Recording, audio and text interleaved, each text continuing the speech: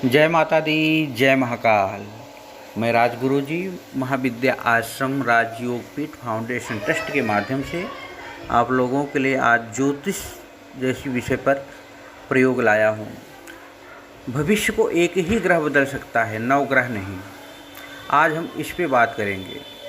आज बात ज्योतिष के विषय पर करते हैं। और वैसे भी हमारे देश में यह एक बहुत ही प्राचीन और रहस्यमयी विषय है जिस पर हर मानव बात करना चाहता है। हर मानव चाहता है कि उसके भाग्य में क्या है, उसका फ्यूचर क्या है, वो आगे क्या होगा।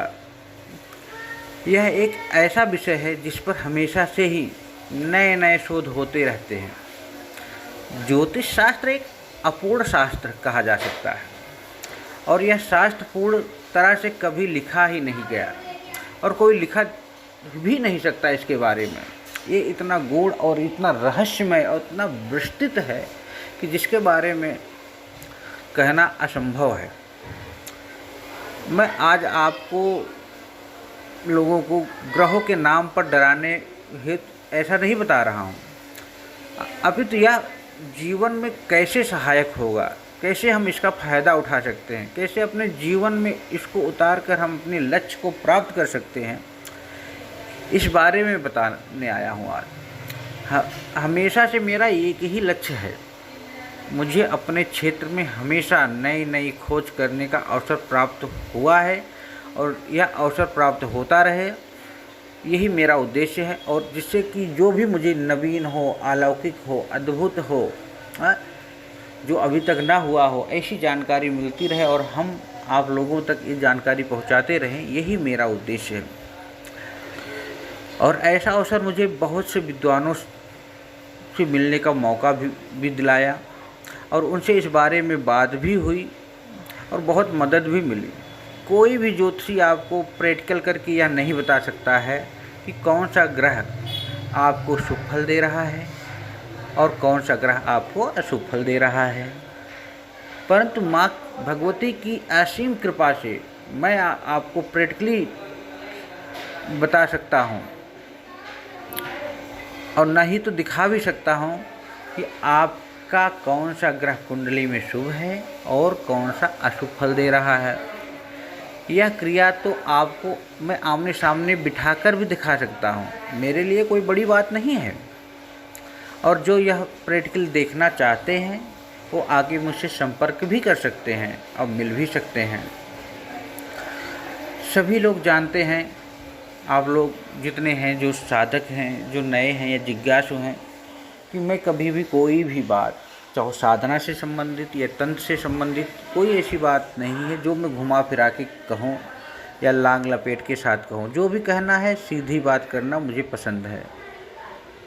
यही जीवन का रहस्य है, यही जीवन का मेरे उद्देश्य भी है कि ये ज्ञान जो है सब तक पहुँचे, क्योंकि ज्ञान किसी की बपौती नहीं हो सकता और सभी इसका फ़ायदा अपने लाइफ में, अपने जीवन में बढ़ाएं, उठाएं और आगे बढ़ें।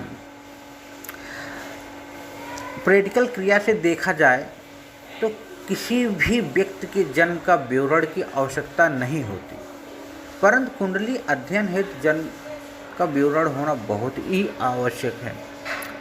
तो इसलिए हमारा जो मुख्य ध्येय है बताने का आप लोगों को, यही है कि कैसे हम अपने लाइफ को चेंज करें, कैसे हम अपने फ्यूचर को सही ग्रहों की जानकारी प्राप्त करके आगे बढ़ाएं, कैसे ही एक ग्रह, सब में से एक ग्रह को चुनें और उसका ही हम जप है, उपाय है करके अपने आप को आगे बढ़ें।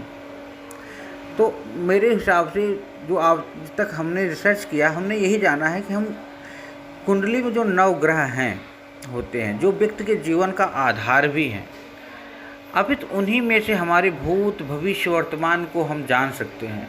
और उन्हीं ग्रहों में से एक ऐसा ग्रह भी होता है जो हमारे संपूर्ण जीवन को शुभता में बदल सकता है। ज्योतिष विदों के अनुसार अगर देखा जाए तो लगभग 144 प्रकार की कुंडली बनती है, लेकिन ज़्यादातर जो ज्योतिषी चंद्र और लग्न कुंडली को ज़्यादा महत्व देते हैं और सर्वोत्तम सटीक फलादेश हेतु यही कुंडलियाँ महत्वपूर्ण भी होती हैं।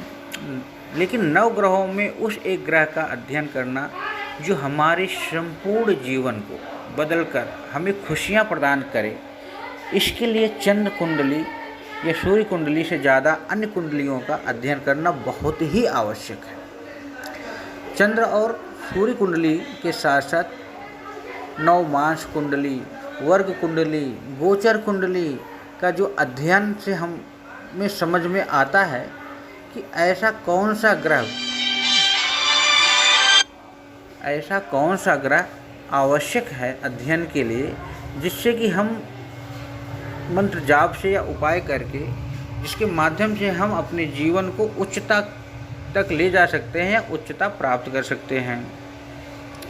जो व्यक्ति अपने जीवन को बेहतर बनाने के लिए नव ग्रहों में से एक ग्रह को अपने जीवन में समर्पित होकर उसकी उपासना करना चाहते हैं, उनको यह जानना अत्यधिक महत्वपूर्ण है कि किसी एक ग्रह के उपाय और उपासना से जीवन को बेहतर बनाया जाए। आप किसी भी ज्योतिषी के पास जाओ तो वो लोग आपको 2 से 3 ग्रहों का उपाय बता देंगे, और उससे भी कुछ फ़ायदा नहीं हुआ तो कुछ नए उपाय किसी अन्य ग्रहों के बता देंगे।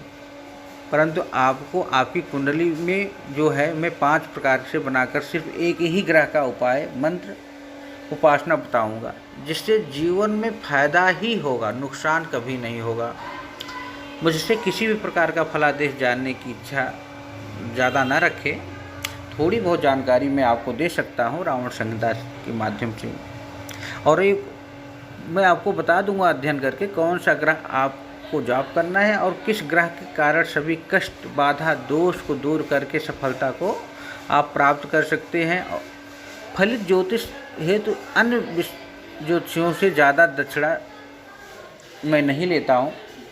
हाँ, लेकिन यह है कि मैं फ्री में बताता भी नहीं हूँ, और फ्री में अपनी कुंडली किसी को दिखानी भी नहीं चाहिए, ये बात भी सत्य है।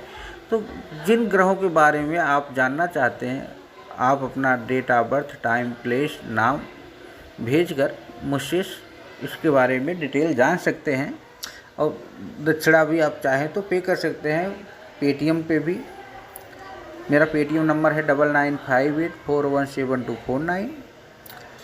201 रुपये दक्षिणा है, और ये बात है बिना दक्षिणा लिए और दिए ज्योतिष के संबंध में जानना शुभ नहीं होता है, इसलिए मैं दक्षिणा लेने के लिए बाध्य भी हूँ।